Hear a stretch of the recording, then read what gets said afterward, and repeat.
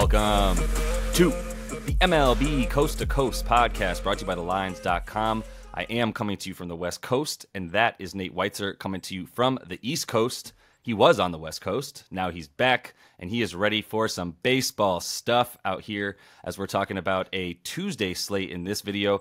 Nothing to report yet on the Monday slate for you guys. I can say that the Miami at Cincinnati moneyline bet failed, even though we had a nice start from Yuri Perez back from the minors. Either way, went probably at least one, we got the Pablo Lopez here. Oh, and we got Dylan Cease. So, not too bad, but most likely about a 2-2, 3-2 night, depending on how this thing turns out at the end of the game for the Yankees. So we'll continue on. We're still at plus like 3.5 units. Nate's going to help us out. We're only going to get better. So do make sure to like and subscribe to that page. Continue to follow along. We are coming back to you guys each and every weekday. Also head to thelines.com. Use the odds finder tool that we have there for you guys for baseball so you can see all the books giving us bets this season.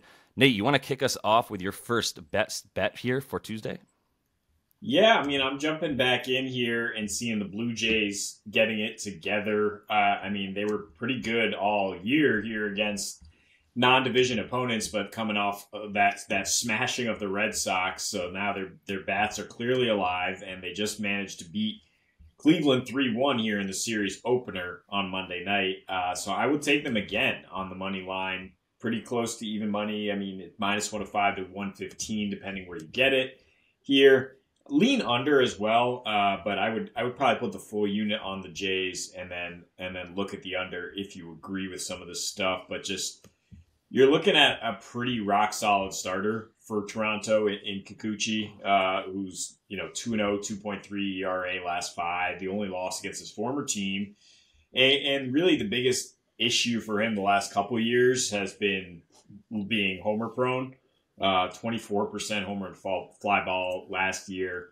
It's pretty high this year, 17%, but his slider is much better. He's avoiding barrels, and we're talking about the Cleveland Guardians, the 30th ranked power offense against lefties, against anybody really, and for the last couple of years now, just completely bereft of power. Josh Naylor is going to be out a couple of weeks as well. To take a bat out of their lineup, and Jose Ramirez is going to be suspended. He might still be appealing and still be in the lineup for this game. But you take him out of that lineup, and man, does it suck. Versus we know the Jays can mash. As I said, they just scored 28 runs in 3 days at Fenway, and on the road this year they're actually lighting it up even better. And then you got Tanner Beebe, who's a stud prospect. And pitching really well in his last 5 as well. I think there are some things to indicate that he could get into trouble with Toronto, that he has some reverse platoon splits, that struggles with righties, so Vlad Jr. and company, that he's gotten a bit lucky with the strand rate here in those last 5 starts. So that's why I think there's a chance Toronto would pull away and get you over 8 runs here, because they can go off. But when you're talking about Cleveland, they're low scoring money, and Toronto out of the division has been going under at a 62% rate here this year. Their bullpen has been so much better than we saw in the last couple of years. Their whole staff has been better. So I think we might actually see something similar here tonight where we had that 3-1 win. Yeah. Yeah, I was feeling that way when I was looking at what was going on tonight with this team. And man, it's Josh Naylor, who does hit from the left side of the plate, was way above his career averages when it comes to batting versus lefties this year. And that is why he's actually been like a top 10 hitter in baseball, and why he's also been why this team has had its averages raised and its numbers sort of put above what they should be, because Naylor's sort of above his pay grade as well this year. And now that he's out, man, it's anemic in Cleveland. So I would find a way to fade them, and especially the runs there. And yeah, the Jays offense, it's been great for a while. It's so sporadic and erratic with them that I don't know what I'm gonna get, but I do like Bybee, and he's looked really good, especially since the All-Star break, and even a couple games before it. So I'm back in the under there with you for sure. So my first game here, I really like a couple things in this Doyers game. They're in Arizona.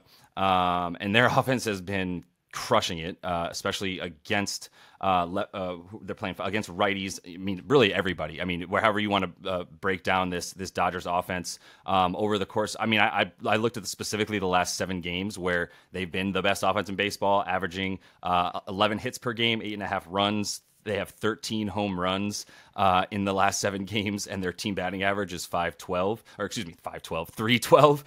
So, which feels like 512. Freddie Freeman's been the best hitter in baseball, and if Acuna Jr. hadn't just put together an already ridiculous season, if it ended today, Freddie Freeman might have a shot at the NL MVP. Unfortunately, Acuna Jr. is too good, but he's been that good over the course of the last 2 months, especially. So I think there's an opportunity to get runs going here, and Brandon Pfaadt's been good when he's been back after missing about a month of the season. Came back, had a really shaky start at the end of June, and then since then, that was his first start back from injury. Since then, he's lowered his ERA over his last 4 starts. In his last 3, he's gone 3 earned, 3 earned to the D-backs there, but excuse me, not to the D-backs, but for them. And then he gave up 1 earned run against the Giants in was clearly his best start of the season. Seems like it's picking up a bit for him, but I still think that he's faced some bad offenses, and that's what we're getting at here with the Giants and the Mariners, who at the time especially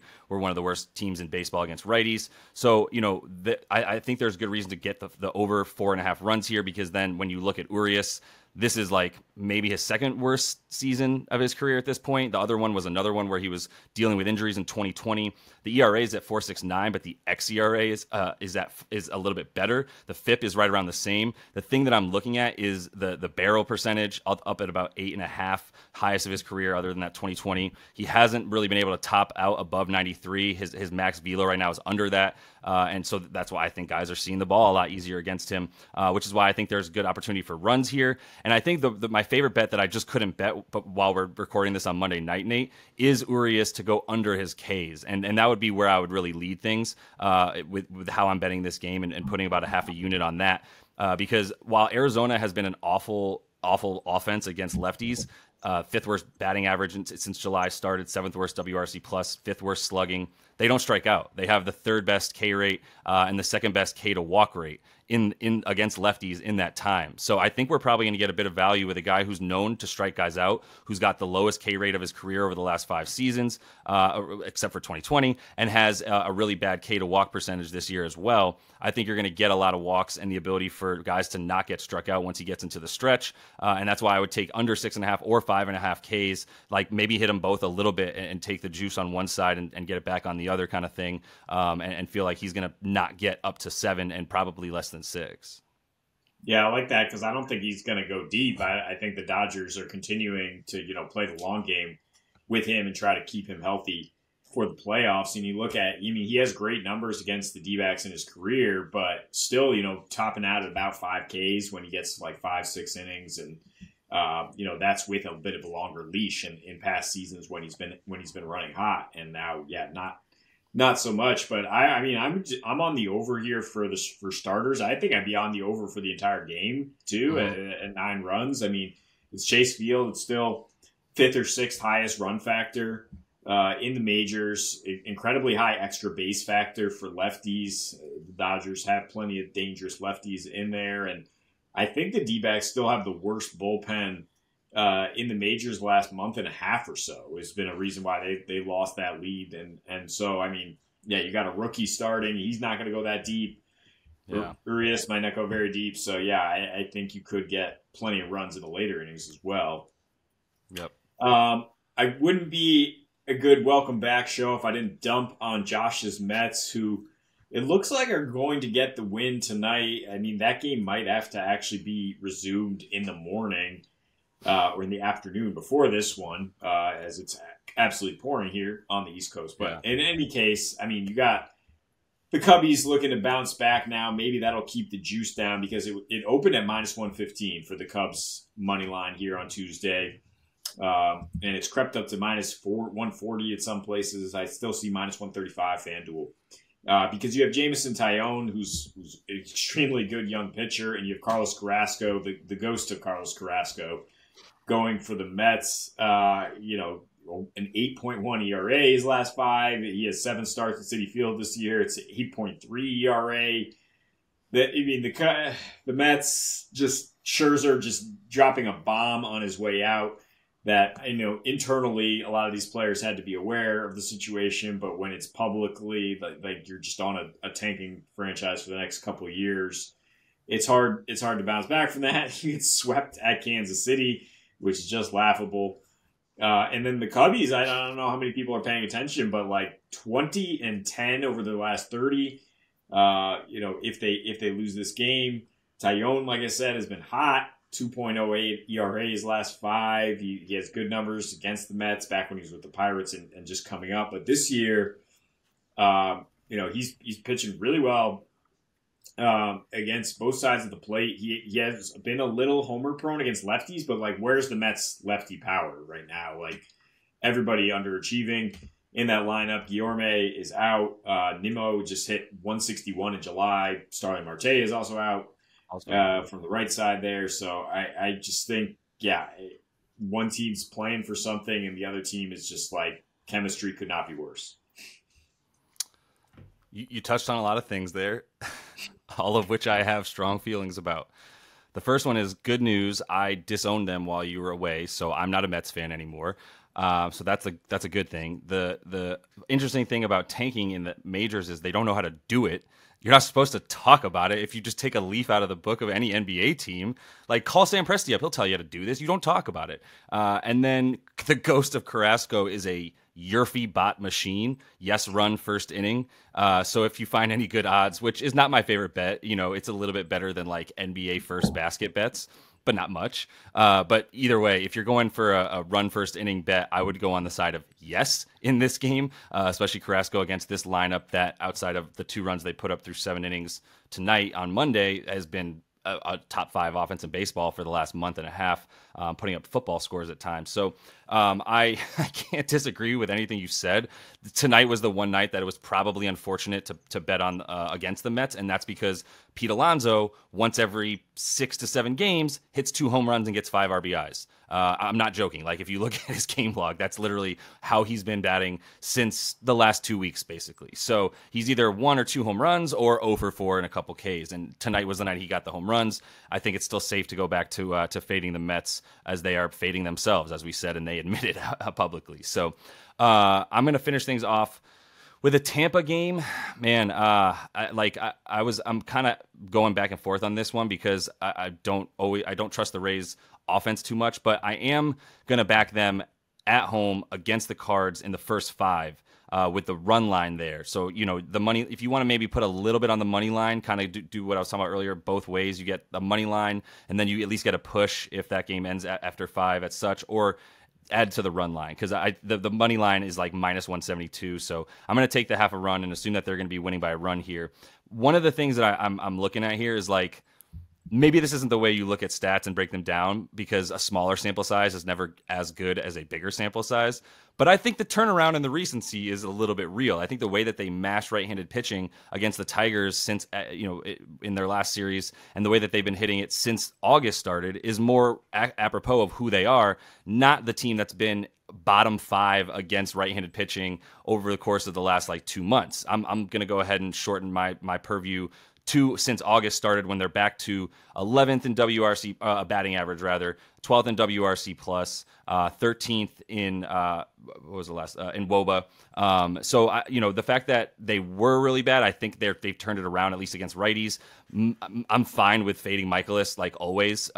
He's got the highest barrel rate of his career going. He's got an ERA of 4.29 and an xERA of 4.96, which is really gross, and then a FIP of 4.13, but an xFIP of 4.66. Like he's gotten lucky in a couple stretches. He's had really good hitting against him, but I do think that Eflin's going to have some success against this Cards lineup with the way that he's been pitching. I can go through his numbers, but outside of a couple bad starts over his last 5 or 7 games or so, he's been pretty lights out and getting deep into games. Really nice FIP and a really nice ERA, as well as an incredible K to walk ratio up above 22%. So there's a really good reason to like Tampa Bay, at least in the first 5. I don't know how much I trust their bullpen right now, which has not been as good as it needs to be for a team that likes to rely on it. So I do think they want Eflin to go a little bit further into the game, which should be good for him and for them.